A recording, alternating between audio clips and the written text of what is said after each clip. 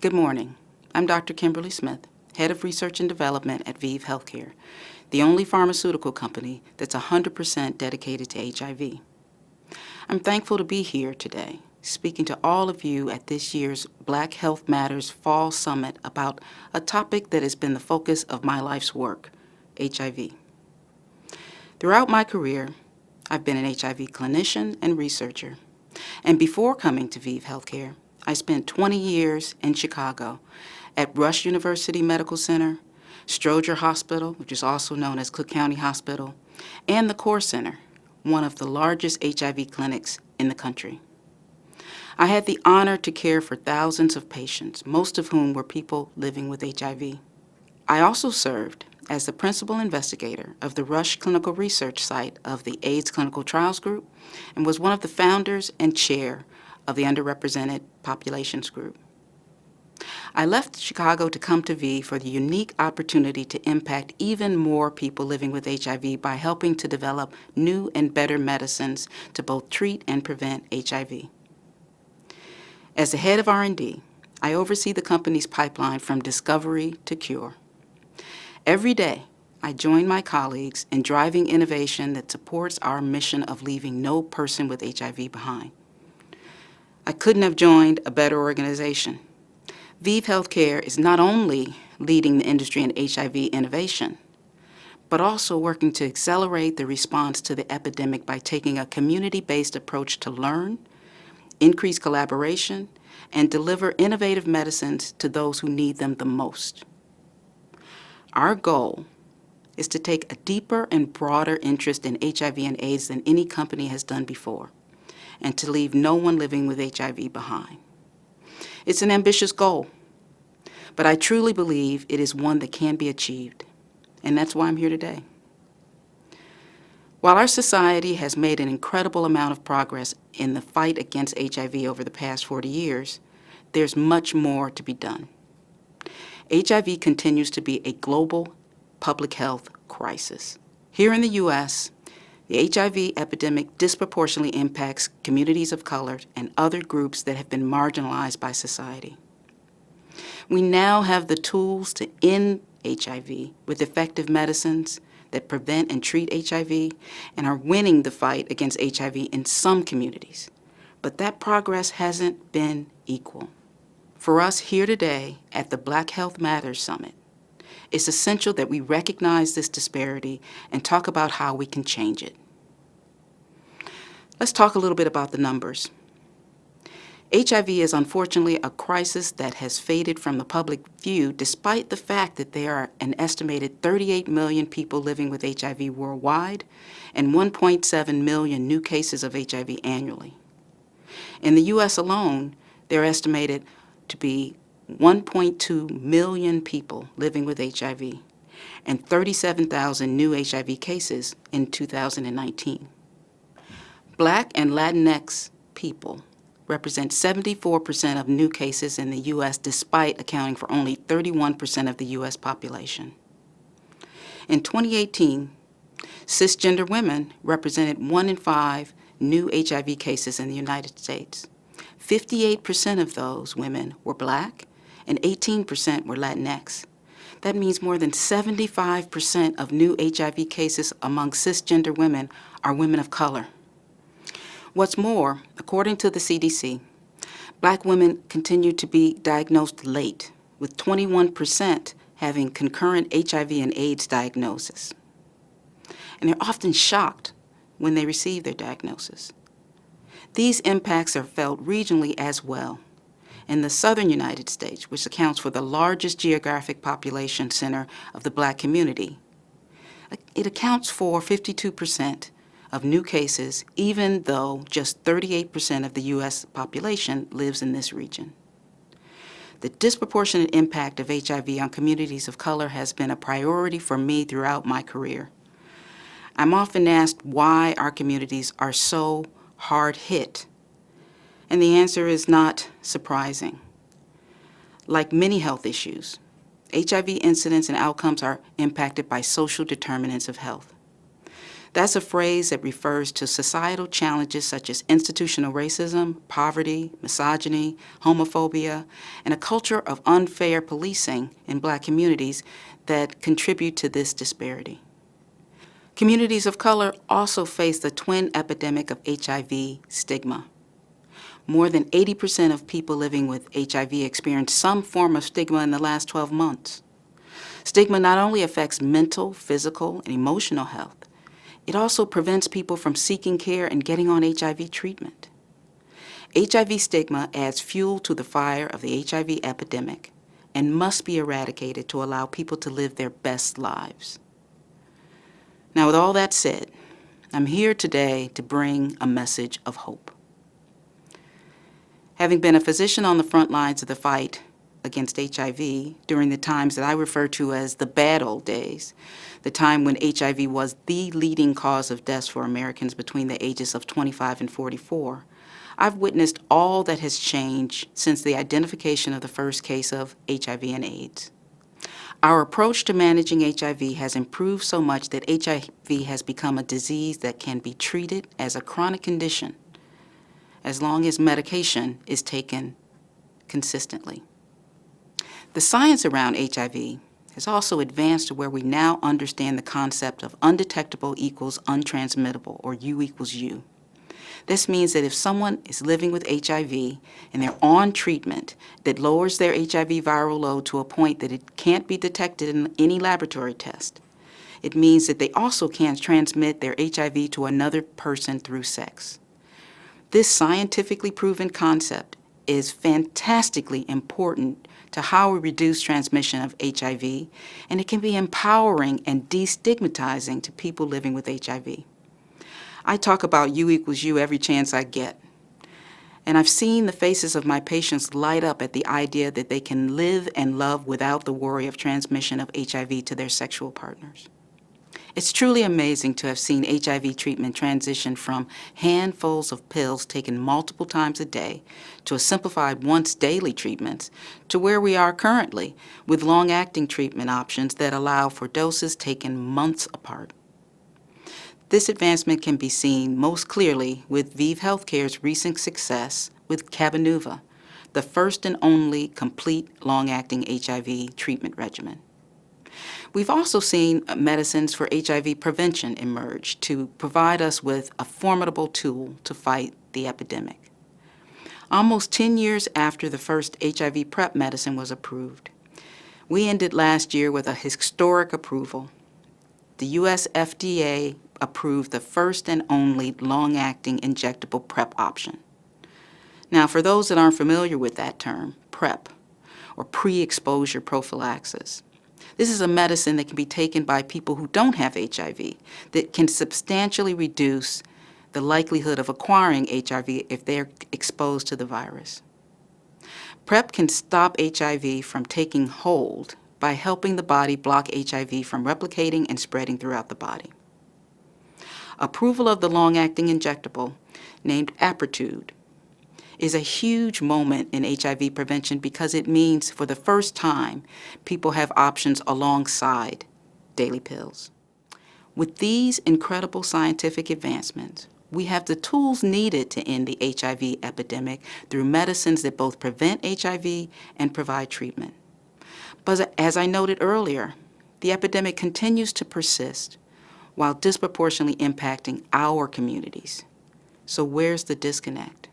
The reality is that the people who need these medical innovations the most are not receiving them, either because they don't know about them, they don't know that they could benefit from them, or they're not able to access them. Let's take HIV prevention and PrEP as an example. In the 10 years since PrEP was initially made available, fewer than 25% of the approximately 1.2 million people in the U.S. who could benefit from PrEP are currently taking it. Furthermore, communities like ours have not historically benefited from scientific advances in prevention. In the U.S., 69% of PrEP users are white, with only 11% of PrEP users being Black and 13% being Latinx. This imbalance in uptake is also clear among the sexes. with women underutilizing PrEP despite accounting for more than half of the HIV incidents worldwide. Most healthcare providers fail to routinely or effectively discuss HIV prevention with female patients, oftentimes due to stigma or bias. Women's stories and experiences with HIV are often absent from the media storyline, from campaigns, and clinical testing, as the primary focus for years has been on cisgender gay white men. This is particularly troubling when some studies show that only 20 to 30% of women are even aware of PrEP. I cannot tell you how many times I've heard women say that they asked their doctors about PrEP and the response was, "Why do you want it?" or "What makes you think you need PrEP?" thus making judgments and stigmatizing them for asking for this important form of self-care. The same thing happens when we ask to be HIV tested. The answer should not be why, it should be yes right away. PrEP is just one example in the entire spectrum of HIV care, but it illustrates how there are gaps that must be closed if we're going to end the HIV epidemic for all people. And that's exactly the issue at hand today. As we look to the future of ending the HIV epidemic, it is essential we make steps to ensure the epidemic is ended for all, not just for some.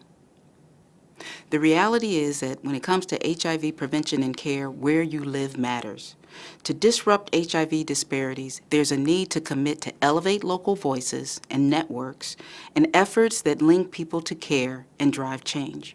That's why we must support people, networks, and organizations in the communities most impacted by HIV, meeting them where they are and supporting their approaches to get where they want to be. This is the guiding principle behind ViiV Healthcare's work and how we believe we'll end the HIV epidemic for all people instead of just some. Let's start first with representation, ensuring that individuals most impacted by HIV have a seat at the table. One of the greatest challenges facing the biopharma industry is ensuring that our clinical trials are reflective of the communities most impacted by a particular condition. Recently, we've led that charge by committing to diverse representation in our clinical trials and reinforcing that by establishing the company's Research and Development Diversity Task Force.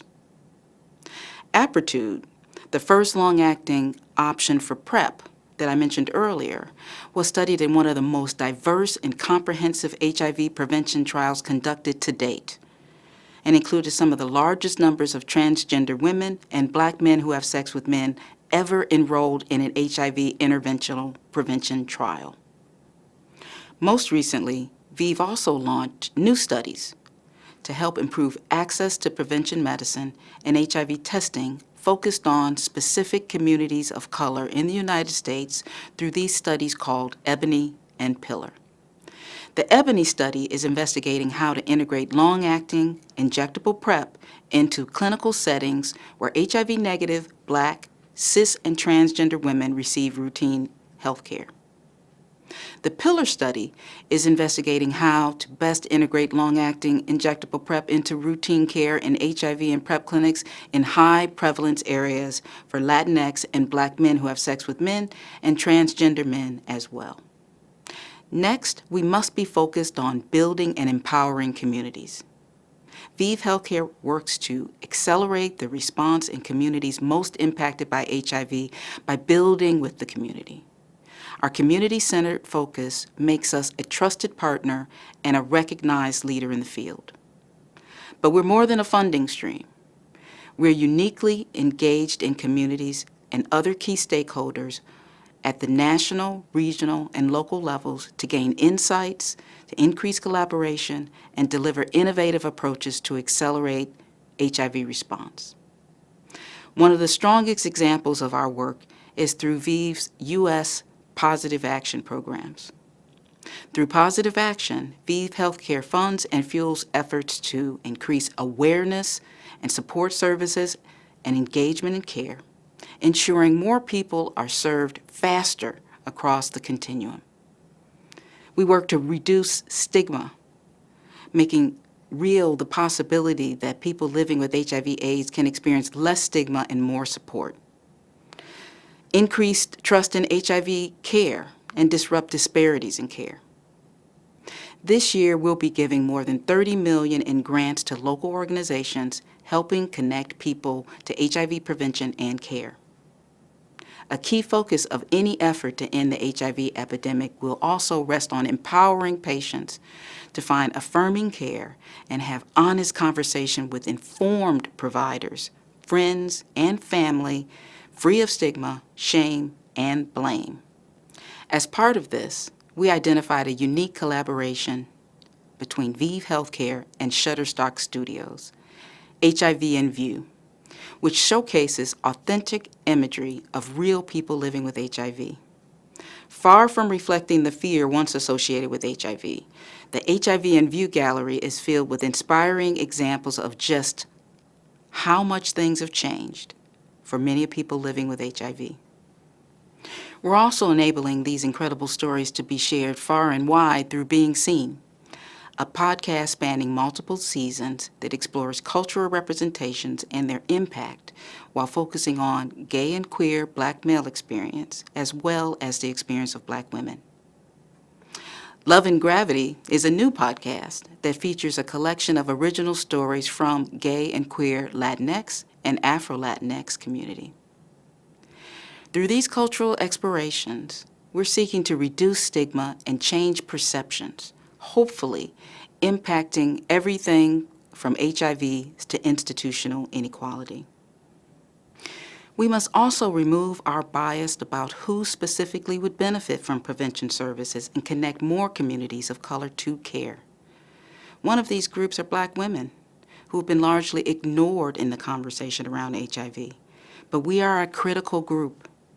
As part of this fight, the public health paradigm of risk within the context of HIV must also be retired. Often the term risk is associated with the notion of doing something wrong. It can be stigmatizing, nonspecific, and cause people to disconnect rather than engage and act on their potential prevention needs.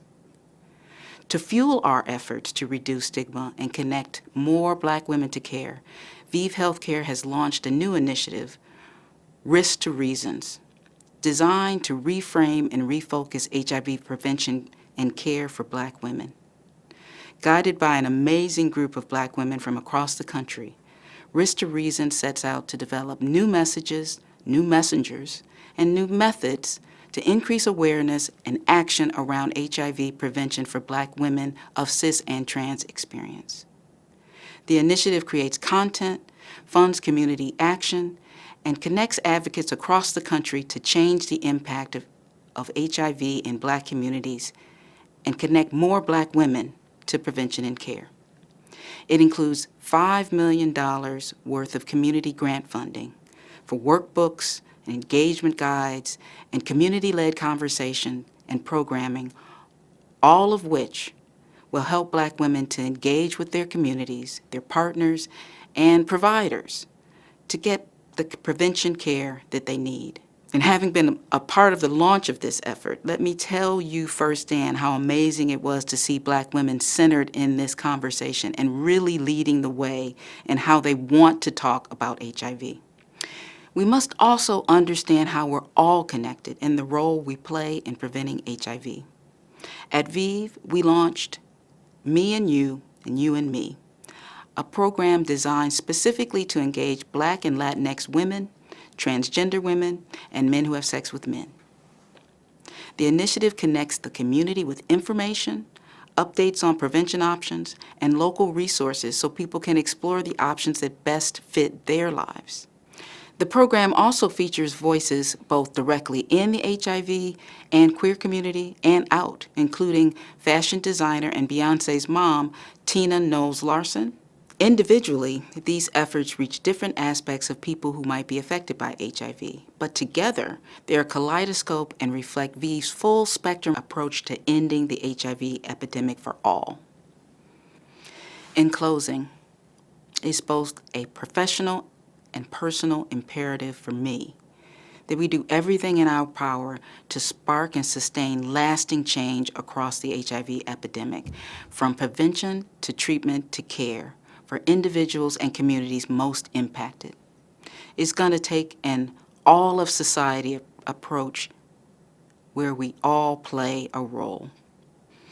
If you're a provider, commit to talking to your patients about HIV, no matter how uncomfortable or unnecessary it might seem. I also want to reinforce the importance of retiring the concept of risk when it comes to HIV, as I've previously mentioned. Risk is a term that can cause people to disconnect rather than engage and act on their potential prevention needs. At the end of the day, discomfort with frank conversation about sex only creates more barriers to PrEP, and it's time we break them down. Sex is a natural part of life, and without it, none of us would be here. We have a responsibility to educate our patients about sexual health, and as medical professionals, we should take the next step. Instead of feeling uncomfortable about sex, let's be open and discuss it with our patients. Honest dialogue can build connections, shed light on important health issues, and provide more patients safe spaces for comprehensive medical care. If you're currently living with HIV, it's important that you get in care and stay in care so you can live your best and healthiest life and be undetectable. Work with your doctor to find the treatment option that best fits your needs. If you're HIV negative, don't hesitate to talk to your doctor about HIV prevention. It's important to understand the different reasons you may have for HIV prevention, as well as your options. And finally, stigma remains one of the biggest challenges in improving the quality of life for people living with HIV and ending the HIV epidemic. We can all speak up, start the conversation about HIV, change the narrative, and be a part of the solution. If you'd like to learn more about our ongoing efforts to end the HIV epidemic, I encourage you to visit our website at www.vivhealthcare.com. At VIV, we have a saying, we're here until HIV and AIDS are not. And I have dedicated my career to this. Black health does matter. And I'm so grateful to be standing here at a turning point where we have all the tools we need to end the HIV epidemic for all. I hope you continue to feel educated and empowered throughout the rest of today's summit, and thank you for your time and attention today.